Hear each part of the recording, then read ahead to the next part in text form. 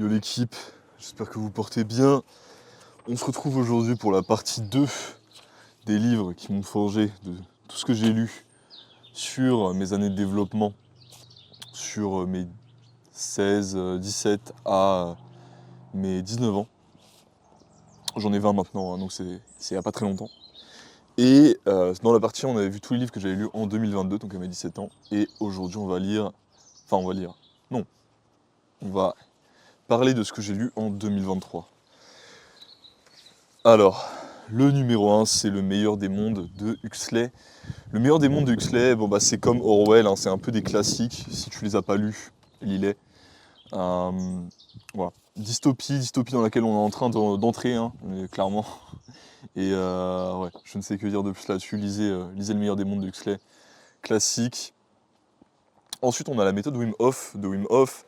Alors là, le bouquin intéressant, si tu n'as jamais fait d'exposition au froid et de respiration particulière, je pense que ça peut être cool. Le truc, c'est que l'exposition au froid, aujourd'hui, moi je suis moins fan. Je pense que ça a plein d'effets négatifs au niveau santé long terme, surtout d'en abuser. C'est aussi une question génétique, parce que ça va dépendre de ton, comment, de ton ethnie, en fait, et de ton héritage, du coup. Mais tout de même intéressant, je dirais juste sur les méthodes de respiration. Après, franchement, est-ce que ça vaut le coup de lire le bouquin de Wim Hof pour ça? Non, tu regardes un tuto de respiration Tumo sur YouTube et c'est fini, tu vois. C'est un peu une perte de temps, on va pas se mentir. Ensuite, on a L'éloge du carburateur de Matthew B. Crawford. Et ça, c'est un bouquin qui m'avait été prêté par mon oncle à l'époque. Et qui est une absolue masterclass. Donc pour tous ceux qui ne comprennent pas pourquoi on se passionne pour des trucs manuels, pourquoi, par exemple, moi, je taffe sur une ferme, j'aime bien peindre, je vais me mettre à souder bientôt, pourquoi on fait tout ça, tu vois? Et pourquoi ça a beaucoup plus de sens que ce que la plupart des gens font. L'éloge du carburateur, c'est très bien. Alors ça va très loin, c'est très avancé au niveau philosophie. L'auteur est vraiment est fort, tu vois, il est très fort. Donc voilà, faut savoir que c'est un niveau de lecture assez élevé. Ça peut être bien. Comme je t'en parlais dans la dernière vidéo, c'est bien de se confronter des fois à des choses qui sont un peu au-dessus de ton niveau de lecture pour évoluer. Parce que si tu te confrontes jamais à des trucs plus durs, t'évolues jamais, tout simplement. Et du coup, ouais, c'est intéressant. Ensuite, on a Le retour au meilleur des mondes de Huxley, où il faisait un peu une élaboration, il me semble, sur ce qu'il pensait du monde futuriste qu'il avait développé dans Le meilleur des mondes. Et j'avoue que le livre m'a pas marqué parce que je m'en souviens pas, donc je vais pas m'étaler trop sur celui-ci. Ensuite, on a un petit classique que je suis en train de relire actuellement parce que j'avais pas lu tous les tomes et du coup j'étais pas arrivé au bout. C'est Fondation de Asimov. Bon, Asimov, si vous aimez bien tout ce qui est science-fiction et que vous l'avez pas lu, c'est un classique, pareil. La fabrique du crétin de Jean-Paul Brigelli. Alors là, pareil, tu vois, c'est un livre qui m'a pas marqué. Et c'est intéressant, je trouve, d'avoir mes listes de lecture plus que mes résumés de lecture que je faisais. Bon, j'en ai pas toujours fait parce que des fois j'ai la flemme, mais parce que on voit clairement quels livres ont derrière eu un impact et lesquels n'en ont pas eu. Et La fabrique du crétin de Jean-Paul Brigelli, c'était peut-être un bon livre. Je me rappelle que je l'ai lu, mais ça ne m'a pas marqué en tout cas. Ensuite, on a The Seven Habits of Highly Effective People, donc les 7 habitudes des gens en gros efficaces, tu vois, de Franklin Covey.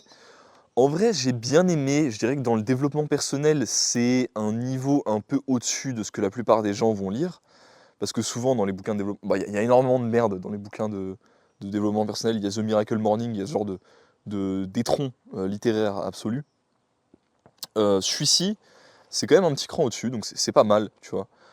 Si c'est le genre de choses qui te motive à lire, de voir un gars du dev perso plutôt que de lire des textes religieux, par exemple, qui t'expose un peu des principes pour avoir une vie correcte, bon, ça peut être pas mal, tu vois. Ça peut être pas mal.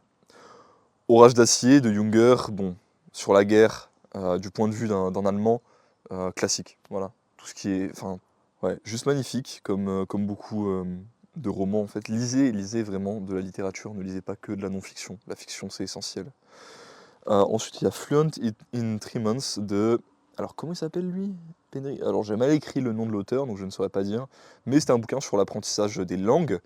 Et il y avait pas mal de choses intéressantes de ce que je me rappelle dans les méthodes, notamment sur le fait de s'exposer beaucoup à la langue et quelques méthodes d'apprentissage. Donc ouais, ça peut être une recommandation si jamais tu es dans une situation où tu dois apprendre une langue. Ça peut être cool. Métapsychologie de Freud, bon, j'ai déjà donné mon opinion sur Freud la dernière fois, donc je vais passer. The War of Art de Pressfield, Steven Pressfield. The War of Art de Steven Pressfield.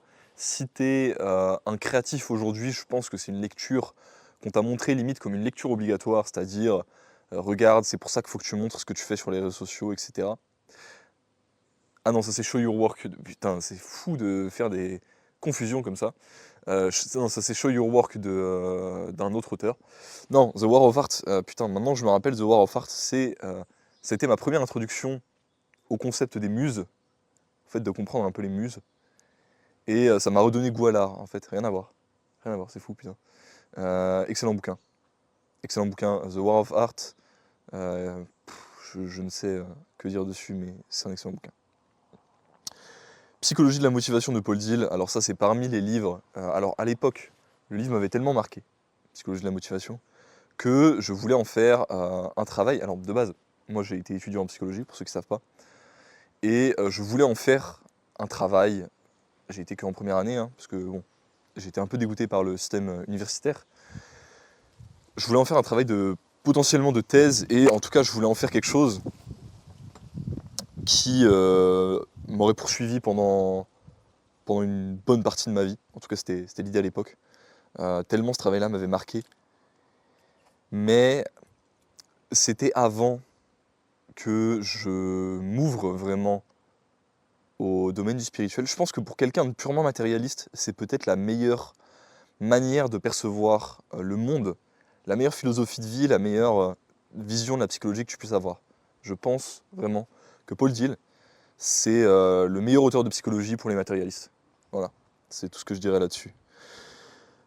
Hard Times Create Strong Men de Stephen Arnio. Bon, c'était un bouquin de développement personnel un peu dans la vibe un peu dure, tu vois.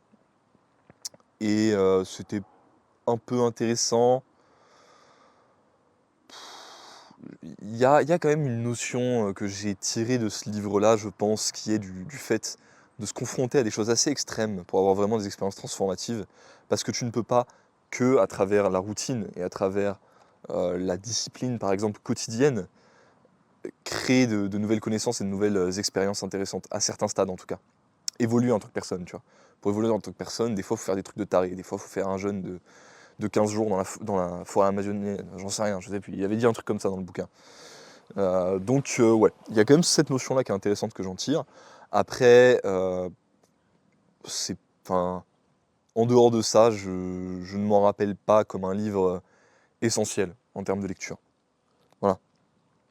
Fight Club de Chuck. Alors, je vais pas prononcer son nom de famille parce que c'est imprononçable. Bon, Fight Club, vous savez ce que c'est. Je vais passer dessus. La méthode de Lavier de la musculation, volume 2. Vous savez, je suis un go muscu, je suis un coach. Oui, j'ai lu de Lavier. Bon, c'est un peu une évidence. Dopamine Nation de Anna Lenke, je crois. Je sais pas. J'écrivais vraiment très mal les noms de famille sur ces listes. Mais pareil, ça rentre pour moi dans la catégorie développement personnel. Pas trop mauvais non plus, mais enfin, quand même un peu moins bien que les 7 habitudes des gens efficaces. Mais pas fou, tu vois. Pas fou. C'est fou, comme 2022, c'était une année où j'ai lu que des masterclass. 2023, je peux pas en dire autant. How to Stop Worrying and Start Living de Dale Carnegie. Bon bouquin, voilà. Un peu dans le même délire que How to Influence and Influence People, mais je le trouve moins essentiel. En vrai, j'ai l'impression, c'est un peu un bouquin de développement personnel feel good, tu vois. Je sais pas comment, dans quelle catégorie vraiment le rentrer. Euh, ouais, ouais, voilà. Après, Dale Carnegie, il a quand même une expérience beaucoup plus intéressante que la plupart des auteurs que vous allez voir dans ces milieux-là. Je pense que Dale Carnegie, ça vaut le coup de le lire, pour le coup. Donc ouais. Orthodoxie de Chesterton, donc là pareil c'était une recommandation de Modin Malin. Alors le livre s'appelle Orthodoxie, mais c'est sur au final le christianisme plutôt catholique si je me rappelle bien. Bon bouquin, c'est peut-être un livre qui m'a un peu réconcilié avec une certaine forme de christianisme. Je ne suis pas chrétien, je le précise, mais en tout cas qui m'a rendu plus ouvert à cette vision-là des choses. Et ouais, c'est très bien comme ça. Histoire de la psychologie de Serge Nicolas, bon là pareil ça faisait partie des lectures nécessaires pour ma formation. Psycho-cybernetics de Maxwell Maltz, très bon bouquin sur la manifestation. Je crois même que c'est un peu un des bouquins fondateurs de tout ce qui va être derrière The Secret, enfin tous les trucs manifestations qu'on a aujourd'hui à la con. Et franchement, très bien, tu vois. Alors, il y a des trucs plus poussés, il y a ce que je suis en train de lire actuellement, par exemple avec Transurfing de Vadim Zeland, que personnellement je trouve bah, un peu plus intéressant d'un sens. Mais ce livre-là, je le recommande pour le coup. Parce que, et enfin, pourquoi? Parce que il n'y a pas ce truc-là, je trouve, que tu as beaucoup dans certains milieux de manifestation, de les gens veulent des astuces. Ils veulent manifester, mais ils ne veulent pas agir, tu vois. Normalement, la manifestation, le fait de, comme ça, pas exercer un contrôle, mais essayer d'exercer une petite forme d'influence, tu vois. Pas contrôler, mais orienter un peu tes pensées, pour qu'elles t'amènent à une meilleure manière de vivre, pour qu'elle t'amène à plus d'action et à une meilleure action en général. C'est pas censé juste être te branler sur le fait d'avoir des cristals et de méditer dans ta chambre, tu vois. Bref. Donc ouais, Psycho-Cybernetics, lisez-le. Si vous l'avez pas lu, lisez-le. Ensuite, on a Jaws, The Story of a Hidden Epidemic de Sandra Kahn et Paul R. Ehrlich. Et j'avais lu un peu plus loin, il me semble, le bouquin de Dr Mew.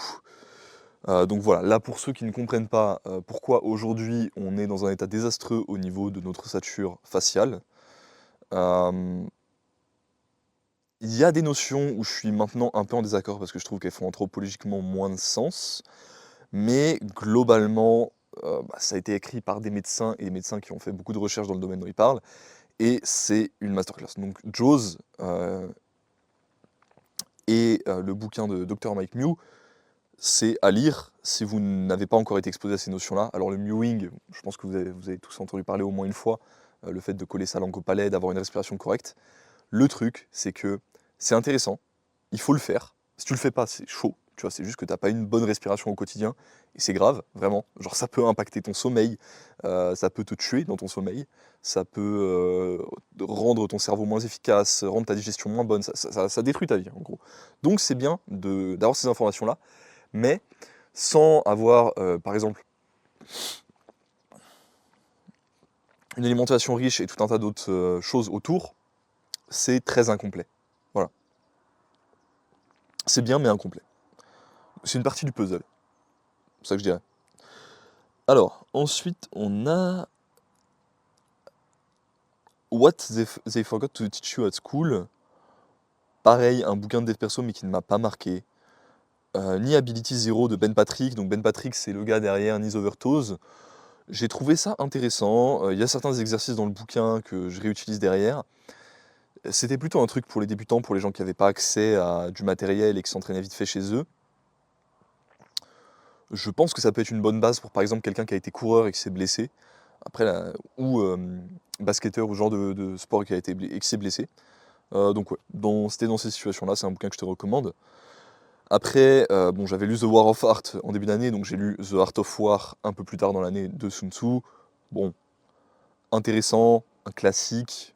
Souvent les classiques, on les recommande, mais on n'aime pas les lire. C'est un peu moins le cas avec les classiques étrangers, va savoir pourquoi les gens préfèrent. Peut-être parce que généralement, tout ce qui est asiatique comme ça est plus facile, je trouve, à lire que nos classiques, par exemple, français.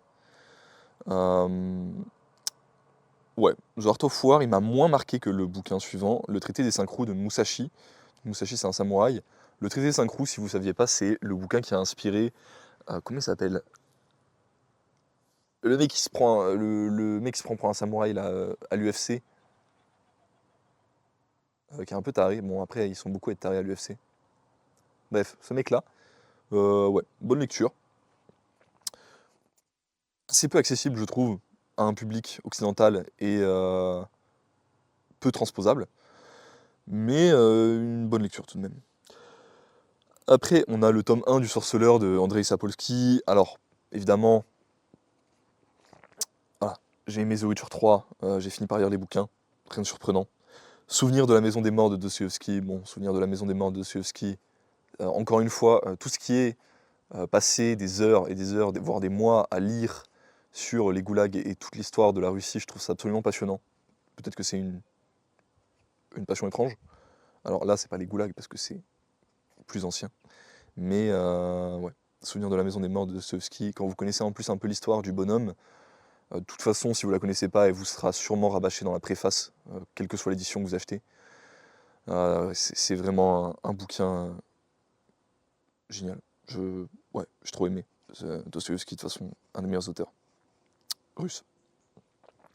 Discipline is Destiny de Ryan Holiday, Courage is Calling de Ryan Holiday, et il y a sûrement un autre Ryan Holiday plus tard.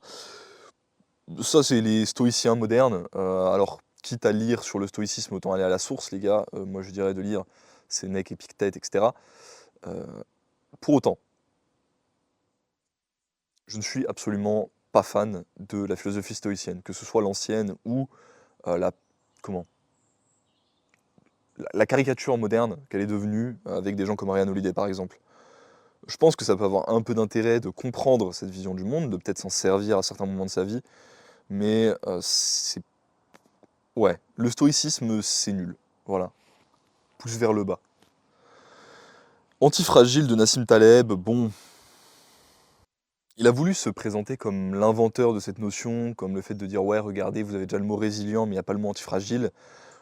Il n'empêche que c'est quand même quelque chose qui a été extrêmement compris et conceptualisé avant lui. Nassim Taleb, je suis pas non plus un grand fan. Je pense que c'est une lecture qui peut pas faire de mal. Mais il parle beaucoup pour dire pas grand chose, tu vois. Genre, il va raconter une histoire extrêmement longue pour expliquer un concept. Ce qui n'est pas forcément une mauvaise chose, mais il le fait pas d'une bonne manière. Enfin, c'est pas un auteur que je trouve. Je trouve pas que c'est un bon auteur. Voilà. Tout simplement. Au-delà des portes du rêve de Dadoun et Metra, bon là pareil, c'était dans ma formation de psychologie. Alors, celui-là, je l'ai lu en supplément de la formation de psychologie. Pour un public entre guillemets profane à ce sujet-là, j'aurais pas grand-chose à en dire. Je pense pas que ça vous intéressera. De la vieillesse de Cicéron. Alors là, j'ai beaucoup aimé. Je l'ai prêté ce livre à mes parents. Ça a un peu offensé ma maman, la pauvre. Mais c'était simplement parce que je trouvais qu'il exposait une manière de vieillir qui me paraît très belle, très légitime et apaisante en fait. Quand tu vois la vieillesse comme une belle chose, bah tu la vis peut-être mieux. Et je pense que de la vieillesse de Cicéron, si t'es un vioc, ça peut t'aider. Le spectateur engagé de Raymond Aron, ça ne m'a pas du tout marqué, je n'en ai aucun souvenir. Self-Reliance de Ralph Waldo Emerson, alors, encore une fois, on rentre dans le truc de responsabilité individuelle. Tout ça, c'est, enfin, il y a beaucoup de bouquins qui sont un peu dans les mêmes idées là-dessus et qui ont formé un peu ma vision du monde aujourd'hui, même si j'y apporte plus de nuances aujourd'hui qu'à l'époque. Et ouais, ça en fait partie. Alors après, il y a la version française de How to Win Friends and Influence People de Carnegie, donc je l'ai relu mais en français cette fois-ci, pour changer. Avoir le courage de ne pas être aimé de Ichiro Kishimi et machin Koga, j'avais pas bien écrit le nom donc je ne peux pas le prononcer. C'était une recommandation il me semble de Mona Malin, encore une fois. Voilà, je me rends compte que je regardais plus de vidéos de Mona Malin que ce que je me rappelle. Et c'était pas trop mal. C'était pas trop mal. C'était encore une fois, et c'est un sujet sur lequel j'ai lu de manière assez extensive, même si au final, est-ce que c'est nécessaire de lire sur ce sujet pour le comprendre? Non. Mais oui, juste, faut accepter de ne pas être dans les codes conventionnel. C'est pas un souci. Caligula de Camus, j'aime bien Camus. J'aime bien Camus. Est-ce que je me sers une autre tasse de café? Alors attends. Est-ce que je vais me... Bon, je sais pas si je peux dire ce mot. Ou si je vais me faire embêter pour ce sujet. Est-ce que je vais me quick ou est-ce que je vais juste me servir une autre tasse de café? Voilà, j'aime bien ce genre de citation. J'aime bien l'absurdisme et je trouve que j'ai un renouveau au niveau de la vision que j'ai de l'absurdisme maintenant que j'ai eu certaines expériences spirituelles, dans le sens où avant j'avais peur de l'absurdisme parce que j'avais peur que ce soit vrai. Maintenant, j'ai tellement confiance dans mes croyances que je ne les appelle pas des croyances, je les appelle des connaissances. Et du coup, je regarde cette philosophie avec une sorte de, comment? Un peu d'empathie, un peu de douceur, tu vois. Je trouve ça amusant, je trouve ça agréable. Alors qu'avant, bah voilà, je me disais, putain, fais chier, si le monde est réellement absurde, et que c'est le seul sens qui a l'existence, ça veut dire que ma vie n'a pas d'autre sens que la misère que je suis en train de vivre, et bon, c'est pas cool, tu vois. Heureusement que cette vision-là remonte. Why We Sleep de Matthew Walker, donc Pourquoi dort-on? Alors ça, c'est un bouquin que je recommande aujourd'hui, que j'ai recommandé récemment dans la communauté. D'ailleurs, rejoignez-la si vous n'êtes pas encore membre, si vous voulez me poser des questions, ou poser des questions à d'autres. Créateur. Pour l'optimisation du sommeil, pour la compréhension du sommeil, c'est une lecture de base, presque nécessaire, je dirais. Karma de Sadhguru, bon, Sadhguru, pour moi, c'est un guignol, encore une fois. Toutes les visions modernes un peu de ces anciennes spiritualités et philosophies sont généralement extrêmement perverties et extrêmement nulles. Voilà. Encore une fois, Sadhguru, c'est nul. Bouh, pouce vers le bas. Ensuite, on a Models de Mark Manson. Mark Manson, c'est le mec qui a écrit The Art of Not Giving a Fuck. C'est un peu une des plus grosses têtes au niveau vente de livres, du développement personnel. En vrai, il ne se base sur pas grand-chose, ses livres ne sont pas très intéressants. Je ne vous recommande pas de lire Mark Manson. Deep de James Nestor, j'ai adoré. J'ai absolument adoré. Il a aussi écrit Breeze, il me semble. Mais Deep de James Nestor, j'ai adoré. Et en fait, depuis que j'ai lu ce livre, en 2023, fin 2023, j'ai envie de faire de la plongée sous-marine, de tester la plongée. Et quand je parle de plongée apnée. Je me suis un peu entraîné à l'apnée depuis un certain temps et je n'ai jamais eu l'occasion. Je n'ai jamais créé l'occasion. Et voilà, je compte la créer à un moment ou l'autre. Vu que je suis en Bretagne et que ça se prête quand même pas mal parce qu'on a de beaux spots pour faire ce genre de choses, eh bien, c'est bien que je fasse cette vidéo parce que ça me fait un rappel qu'il faut que je fasse ce truc-là, putain.